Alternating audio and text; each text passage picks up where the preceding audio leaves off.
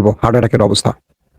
2 নম্বর গুরুত্বপূর্ণ খবর, আমেরিকা ইরানের ডিল চূড়ান্ত। আগামী 24 ঘন্টা বড় সারপ্রাইজ আসছে।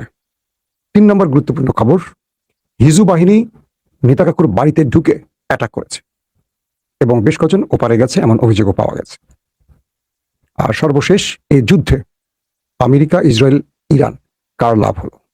চলুন আমরা একটা একটা করে খবর দেওয়ার চেষ্টা করছি। আপনারা শুনতে এবং দেখতে পেলে আমাকে একটু কমেন্ট করেন, কোনো সমস্যা আছে কিনা। সব ঠিক থাকলে আমাকে জানাবেন কমেন্টে। আর যে দর্শকরা কমেন্ট করেন যে সাউন্ড কম পাচ্ছেন, তারা মোবাইল চেঞ্জ করেন।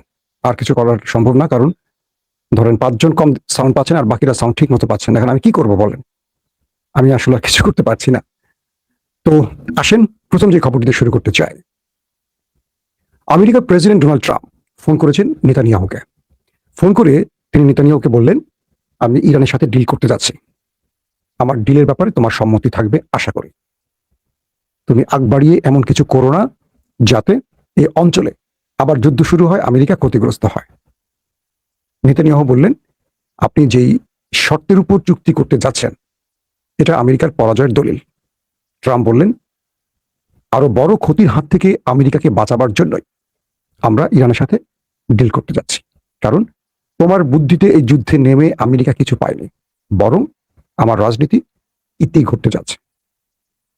প্রশ্ন 2 নম্বর, ট্রাম্প বলছেন যে ইরানের সাথে এই আলোচনার মাধ্যমে এই অঞ্চলে শান্তি আসবে, যুদ্ধ বন্ধ হবে, বাট তুমি এমন কোনো কাজ করো না যাতে তোমার পাশে আমি আর দাঁড়াতে না পারি।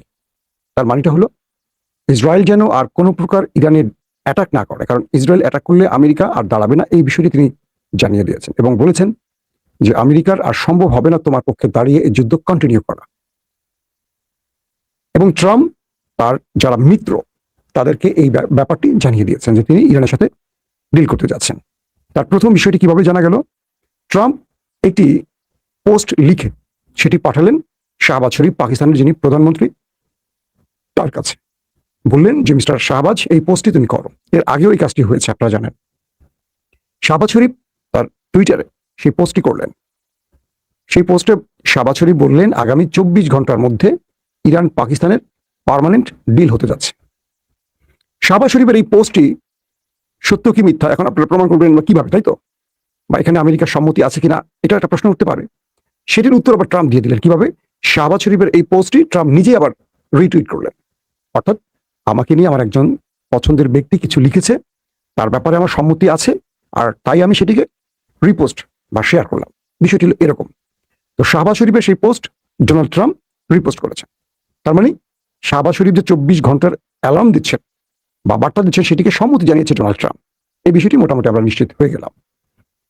তো ইরান ইস্যুতে ডোনাল্ড ট্রাম্পের এই পরিকল্পনা গ্রহণ করতে পারেননি নেতানিয়াহু। কয়েকটি সূত্র দাবি করছে নেতানিয়াহু ভীষণ ক্ষেপে আছেন ডোনাল্ড ট্রাম্পের উপর, এবং তার মিত্রকে অর্থাৎ নেতানিয়াহু তার মিত্রদেরকে জানিয়েছেন তিনি ইরানে আক্রমণ করতে চান এবং তিনি ইরানের তেল ক্ষেত্রগুলোকে টার্গেট করে এবার বড় আকারে আক্রমণ করবেন। কে? নেতানিয়াহু। এবং এতে করে যদি এই অঞ্চলে আরো দীর্ঘমেয়াদী যুদ্ধ শুরু হয়, সেটাকে সে কন্টিনিউ করবে। কে? নেতানিয়াহু, আমেরিকা না। তিনি তার মিত্রকে বললেন যে এই যুদ্ধে আমেরিকা হেরে গেলেও ইসরায়েল হারবে না, ইসরায়েল থাকবে লড়াইয়ের মাঠে। আর ট্রাম্প নেতানিয়াহুকে বললেন, তুমি যদি আর কোনো প্রকার মিস অ্যাডভেঞ্চার করো, আমেরিকাকে পাশে পাবে না। তাহলে প্রশ্ন ওঠে, এই লড়াইতে আমেরিকা বিহীন ইসরায়েল ইরানের সাথে লড়াই করতে পারবে? এই প্রশ্নের উত্তরে নেতানিয়াহু বলছেন প্রয়োজনে নিউক্লিয়ার অ্যাটাক হবে।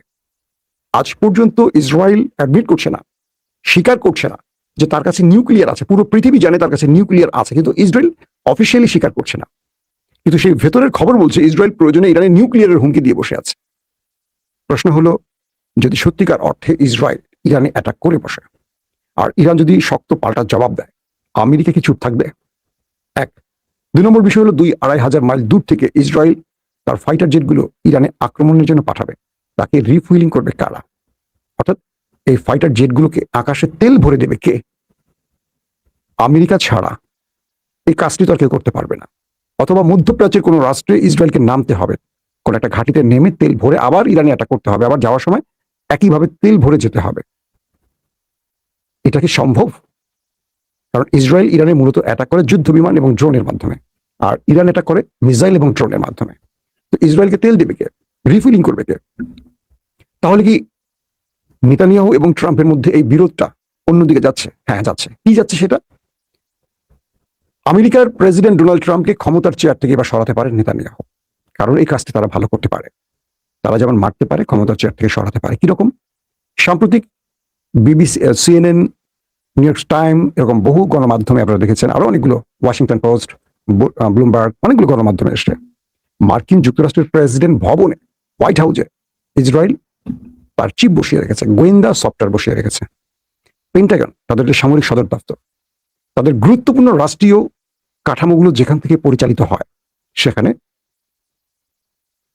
ইসরায়েল গোয়েন্দা বৃত্তই চালাতো আমেরিকার বিরুদ্ধে। এটা নিয়ে পুরো তুলকালাম ঘটে গেছে আমেরিকার ভেতরে, যে আমেরিকার প্রেসিডেন্ট ডোনাল্ড ট্রাম্প কার সাথে কি বলছেন, কোন চুক্তি করছেন, কোন প্ল্যান করছেন, প্রতিটি ব্যাপার তিনি গোপন রাখতে চাইতেন তার নিজস্ব অফিসিয়ালদের সাথে। কিন্তু এগুলো প্রতি মুহূর্তে ইসরায়েল ঘরে বসে জেনে যেত, ইসরায়েলের মোসাদ জেনে যেত, কারণ সেখানে এই স্পাই সফটওয়্যার গুলো বসানো ছিল। তার মানে ইসরায়েল আমেরিকাকে বিশ্বাস করে না, এবং আমেরিকা ইসরায়েলের ট্র্যাপে পড়ে গেছে। কিছু বিশ্লেষক বলছেন যে নেতানিয়াহু এবার ইরানে ব্যর্থ হওয়ার কারণে, বা ট্রাম্প তার পাশে না দাঁড়ালে, তিনি ট্রাম্পকে ক্ষমতা থেকে সরাবার মিশনে নামবেন। এটি নেতানিয়াহুর পরবর্তী ধাপ হবে। কিভাবে নামাবেন, কি করবেন, সেটি হয়তো সময়ের আলোকে বোঝা যাবে। তো ট্রাম্প এই যুদ্ধ থেকে তিনি ফিরে যাচ্ছেন আপাতত, এটুকু মনে হচ্ছে, যদি না কোনো পাগলামি করেন। আর আসেন 2 নম্বর খবরে।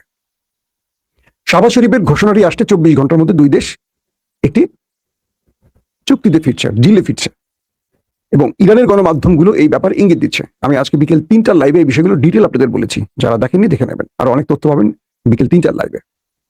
তো এখন যে বিষয়টি তৈরি হচ্ছে সেটি হলো, আগামী 24 ঘন্টার মধ্যে যে ডিলটি তৈরি হচ্ছে বা ডিলটি হতে যাচ্ছে, পাকিস্তান যেটার স্বীকৃতি দিয়েছে, এটার পেছনে নেপথ্যে ছিল তুরস্ক, মিশর, সৌদি আরব, কাতার, আরব আমিরাত, পাকিস্তান।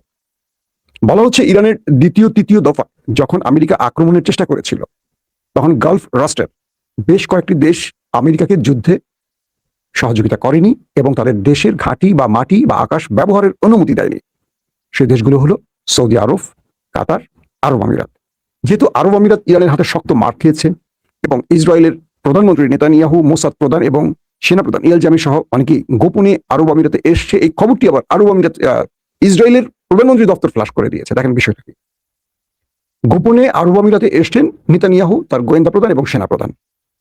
যখন নেতানিয়াহু ব্যর্থ হলেন আরবদেরকে ইরানের বিরুদ্ধে যুদ্ধে নামাবার ব্যাপারে, যখন আমেরিকা এবং ইসরায়েল শত চেষ্টা করে ব্যর্থ হলো, যখন মুসলিম রাষ্ট্রগুলো ইরানের বিরুদ্ধে প্রকাশ্যে যুদ্ধে নামলো না, তখন ইরানের মার খাওয়াবার জন্য, মানে ইরানের হাতে ওদেরকে মার খাওয়ানোর জন্য হঠাৎ করে নেতানিয়াহুর অফিস, প্রধানমন্ত্রীর অফিস থেকে বলা হলো যে, খবর আসলো গণমাধ্যমগুলোতে যে ইসরায়েলের প্রধানমন্ত্রী, মোসাদ প্রধান এবং সেনাপ্রধান গোপনে আরব আমিরাত সফর করেছেন। যদিও পরবর্তী এই খবরটিকে না করবে অস্বীকার করেছে আরব আমিরাত, কিন্তু আরব আমিরাত বুঝতে পেরেছে তাদেরকে যুদ্ধে নামাবার জন্য এই খেলাটি খেলেছে। তখন আরব আমিরাত বাধ্য হয়ে ইরানের সাথে গোপনে একটা ডিল করেছে, যে তোমাদের যে অর্থ $10 বিলিয়ন আমাদের দেশে ফ্রিজ হয়ে আছে, জব্দ হয়ে আছে, এটা ফেরত দেব। তোমাদের সাথে আমরা সামরিক বা গোয়েন্দা, অর্থাৎ যেটাকে আমরা বলি যে গোয়েন্দা তথ্য আদান প্রদান বা এজেন্সিরা যে কাজগুলো করে, আমরা একটা শেয়ারিং করব, চুক্তি করব যে আমরা একে অপরের গোয়েন্দা তথ্য আদান প্রদান করব। আরো কিছু বিষয়, বাণিজ্যিক কিছু বিষয় আসবে। ইরান এটাকে লুফে নিল, বলে ওকে, কারণ ইরানের এই মুহূর্তে অর্থের প্রয়োজন। আবার মুসলিম দেশগুলোকে শত্রু বানিয়ে ইরানের লাভ নাই। সে যেহেতু মোড়লগিরি করতে চায়, এই দেশগুলোকে তার কন্ট্রোলে রাখা জরুরি। ইরান রাজি হলো, আরব আমিরাত ভেতরে ইরানকে বললো আমরা আর আমাদের ঘাঁটি ব্যবহার করতেও দেবো না, আক্রমণ করবো না, বিশ্বাস রাখো।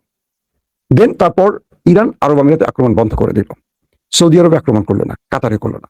3টি দেশ আবার আমেরিকা চাপে পড়লো, আমেরিকাকে ঘাঁটি ব্যবহারের অনুমতি দিল। কারা? Bahrain, Jordan, Kuwait. ইরান এদেরকে শক্ত মার দিল। ট্রাম্প যখন বুঝলেন যে 3টি দেশের ভেতর থেকেও চাপ আসছে ট্রাম্পের উপর, এরাও বলছে যে আর আমাদের কত মাইক খাওয়াবে, আমাদের বাকি মিত্ররা মুসলিম রাষ্ট্রগুলোতে সরে গেল, ট্রাম্প তোমরা আমাদেরকে আশ্বাস করো না। বাহরাইন বললো, জর্ডান বললো, কুয়েত বললো। ট্রাম্প বুঝলেন যে এই উপসাগরীয় অঞ্চল থেকে তিনি আর সহজে যুদ্ধ করে সুবিধা আদায় করতে পারবেন না, কারণ এই দেশগুলো ইরানে আক্রমণের ব্যাপারে তাকে সহযোগিতা করবে না। ইউরোপের মিত্ররা আসেনি, ন্যাটো আসেনি। ইসরায়েলকে নিয়ে এই যুদ্ধে জয়লাভ সম্ভব নয়। ট্রাম্পকে এখানে উইন উইন সিচুয়েশনে বিদায় নেওয়ার জন্য এখন ডিলের বিকল্প কিছু নাই। খুব সহজ হিসেবে বুঝিয়ে দিচ্ছি আপনাদের। তো এখন এই বিষয়টি নিয়ে যা হচ্ছে, বাকি মুসলিম রাষ্ট্রগুলো, এরদোয়ানের তুরস্ক বা মিশরের আব্দুল ফাত্তাহ আল সিসি, পাকিস্তানের ফিল্ড মার্শাল আসিম মনির এবং সৌদির ক্রাউন প্রিন্স মোহাম্মদ বিন সালমান এমবিজেড, এরা সবাই বলো যে না, একটা ডিল করেন। আর না হয়েছে, যথেষ্ট হয়েছে। কারণ ইরান তার ক্ষতি মেনে নিবে, কিন্তু ইরান বাকিদের ক্ষতি করে তামা করে ফেলবে। ইরান এই মুহূর্তে যে স্ট্র্যাটেজিটা নিয়েছে সেটা কি, তুমি আমাকে মারো মারো, কিন্তু আমি বাকিদের নিয়ে মরবো, একা মরবো না। ওদের কথা হলো যে ইরানের সাথে আমরা মরে যাব। এই সুন্দর পৃথিবী সাজিয়েছি আমরা তেল বিক্রি করে, এটা হয়? যাক, শেষ পর্যন্ত ট্রাম্প বাধ্য হলেন ডিল করতে। ডিলের রাতেও ট্রাম্প শেষ ট্রাইটা করছিলেন তার কমান্ডো নামিয়ে ইরানের নিউক্লিয়ার চুরির। আজ দুপুর 3টা যে লাইভটা করছে সেখানে অনেক দুর্দান্ত খবরগুলি পাবেন, যারা মিস করছেন দেখবেন। ইরানের ভেতরে ঢুকে একটা বড় অপারেশন করে নিউক্লিয়ার লুট করার যে পরিকল্পনা করেছিল ইরানি বাহিনীর চালে পড়ে, সেটা ব্যর্থ হয়। এরপর ডোনাল্ড ট্রাম্প ফাইনালি চুক্তি করতে রাজি হয়ে গেছে। আগামী 24 ঘন্টার মধ্যে আমরা হয়তো ধারণা করছি যুদ্ধ বন্ধ হবে। এর মধ্যে ইরানের কয়েকটি গণমাধ্যম দাবি করেছে জুলাই মাসের 2য় সপ্তাহে আলী খামেনির জানাজার প্রোগ্রাম শুরু হবে। 3-4 দিন টানা সিরিজ প্রোগ্রাম হবে, 6, 7, 8, 9 এইভাবে সিরিজ প্রোগ্রাম হবে এবং তার জন্মস্থানে তাকে দাফন করা হবে। পাশাপাশি ইরান আগামী কয়েক ঘন্টার মধ্যে যে বার্তাগুলো দিচ্ছে, ইরান এখন পুরো পৃথিবীর সাথে তার সম্পর্ক বিল্ড আপে নজর দেবে। যারা এতদিন ইরানের শত্রু ছিল তারা এখন বন্ধু হবে। তেল বিক্রি বাধা থাকবে না, হরমুজে টোল আদায় বাধা থাকবে না। ইরান তার জব্দকৃত অর্থ ফেরত পেতে যাচ্ছে। ইরানের উপর যে নিষেধাজ্ঞাগুলো ছিল আর থাকবে না। ইরানের মিত্র হিজবুল্লাহর উপর আক্রমণ বন্ধ করতে হবে। এই ধারাবাহিকতা ইরান যে শর্তগুলো দিয়েছে এগুলো মেনে নিতে হবে এবং ইউরেনিয়াম ইরানই থাকবে, আর কোথাও দিতে হবে না। ইউরেনিয়াম ইরানই থাকবে, বাট এটা আইএই এর নজরদারিতে থাকবে। এবং ট্রাম্প বলছে এটা যে 60% করা হয়েছে এটাকে আরো নিচে নামাইতে। ইরান মোটামুটি অফিসিয়ালি তারা সিগন্যাল দিচ্ছে যে আমরা নিউক্লিয়ার বানাবো না, টেনশন নিও না, ওকে ফাইন, তুমি আমার বাকি শর্ত মানো। এখন ইরান যদি নিউক্লিয়ার বানায় সেটা তার প্রকাশ্যে বানাবে না, এক। আর যদি ইরান বানায় থাকে সেটা তো আমেরিকাকে দেখাবে না। এই কদিনে যা বানাইছে মাটির নিচে স্টোরেজ করে রেখে দিছে। এখন আইএইএ এসে দেখবে কি ইরানের পাওয়ার প্ল্যান, তাই তো? ইরান যে গত 3 মাস বা 100 দিন ধরে লড়াইয়ের মধ্যে আছে, এক সময় কি ইরান কিছু করে নাই? যেটা করতে 15 দিন লাগে সেটা কি ইরান চুপ করে বসে আছে? হয়তো করে ফেলছে। এখন ইরান বলবে ওকে ফাইন। এই জন্য ইরান হয়তো ডিল দেরি করছে, আজকে কালকে করে দেরি করছে। তো এখন সেটা পরবর্তী সময় জানা যাবে। ইসরায়েল তো এভাবে আমেরিকার চোখ ফাঁকি দিয়ে নিউক্লিয়ার মালিক হয়ে গেছে। জন এফ কেনেডি যখন প্রেসিডেন্ট, ওই সময়টাই ইসরায়েল আমেরিকার চোখ ফাঁকি দিয়ে পাওয়ার প্ল্যান্টের নামই নিউক্লিয়ার বোমা বানিয়েছে, অ্যাটম বোমা বানিয়েছে। তো এই মুহূর্তে এইলো অবস্থা। এখন আয়াতুল্লাহ আলী খামেনির জানাজা নিয়ে ইরান ব্যাপক শোডাউন করবে, বড় প্রোগ্রাম করবে, পুরো পৃথিবীকে জানাবে। ইতিমধ্যে দেশটির পররাষ্ট্রমন্ত্রী আব্বাস আরাকচি বলে দিয়েছেন আমাদের বিজয় হয়ে গেছে এবং ইরানি জাতি পরাজিত হয় না তার প্রমাণ রেখেছে। এবং আসলেই তাই, পৃথিবীর প্রতিটি গণমাধ্যম বলছে যে ডিলের শর্তাবলী ইরানের বিজয় নিশ্চিত হয়ে গেছে। ট্রাম্প না ট্রাম্প, নামটা কোনটা, ড্রাম না ট্রাম্প? আপনার কমেন্ট করেন তো, ড্রাম নাকি ট্রাম্প? তো তিনি মোটামুটি এখন ইসরায়েলকে শাসাচ্ছেন যে আর তুমি নামো না মাঠে, আর যদি তুমি নামো একা তোমাকে আর আমেরিকা সাহায্য করবে না। আমি চাই ইসরায়েল নামুক। আমেরিকা বিহীন যদি ইসরায়েল আসে, আমি আপনাদেরকে আরেকটি ভবিষ্যৎবাণী করি, আমেরিকা বিহীন যদি ইসরায়েল এই যুদ্ধে নামে ইরানের বিরুদ্ধে, পুরো মুসলিম রাষ্ট্র এক হয়ে যাবে, নেতানিয়াহুর ঘাড় মটকে দেবে। কনফার্ম থাকেন, কারণ আরবের দেশগুলো বা আশপাশের মুসলিম রাষ্ট্রগুলো, পাকিস্তান, তুরস্ক, মিশর, এরা কিন্তু আমেরিকার ভয় আসে না, কারণ আমেরিকা তো মোরল, এদের ওস্তাদ। এদের হাতে এই ছোট ছোট মুসলিম দেশগুলো, দরিদ্র মুসলিম দেশের প্রাণ। কিন্তু আমেরিকা যদি না আসে, আর আমেরিকা যদি একটু ইঙ্গিত দেয়, যেটা শিক্ষা দিয়ে দেয় ইরান, দেখবেন যে গালফ টালফ এক হয়ে গোপনে গোপনে ইরানকে সাহায্য করছে। কিন্তু সাহায্য করবে না দুটো রাষ্ট্র, চীন আর রাশিয়া। চীন আর রাশিয়ার সাথে ইসরায়েলের বড় মাপের বাণিজ্য আছে, কারণ এই দুটো রাষ্ট্রের টার্গেট ইসরায়েল নয়, এই দুটো রাষ্ট্রের টার্গেট হলো আমেরিকা। তো এখন এই পরিবেশে আমরা আজকে এটুকু বলতে পারি যে পৃথিবী একটা ভালো খবর পাচ্ছে, আর সেই খবরটি হলো শান্তির দিকে হাঁটছে যুদ্ধ অবস্থায় থাকা দেশগুলো। কিন্তু কখন ইসরায়েল ফ্রন্টে নেমে আবার ভেজাল বাজায়, এটা নিয়ে আমাদের অনেক প্রশ্ন আছে, থাকতে পারে। এক দর্শক প্রশ্ন করছেন বাংলাদেশের রাজনীতি নিয়ে খবর দিয়েন। হ্যাঁ, ইরানের খবরটা যদি আজকালকের মধ্যে একটু নেমে আসে, আমরা বাংলাদেশের বিষয়ে আগামীকাল পরশু থেকে আবার খবর দেওয়ার চেষ্টা শুরু করব। বাংলাদেশে অনেকগুলো ঘটনা ঘটছে, যেমন সাম্প্রতিক আমাকে ফোন করেছিলেন এক বড় ভাই, 8 দিন কেন বন্ধ হলো, আমাকে অনেকে বলছে এটা নিয়ে কথা বলতে। গরিবের হাসপাতাল বলে খ্যাত 8 দিন। বাংলাদেশে এমন কোনো প্রতিষ্ঠান আছে যেখানে রোগী মারা যায়নি?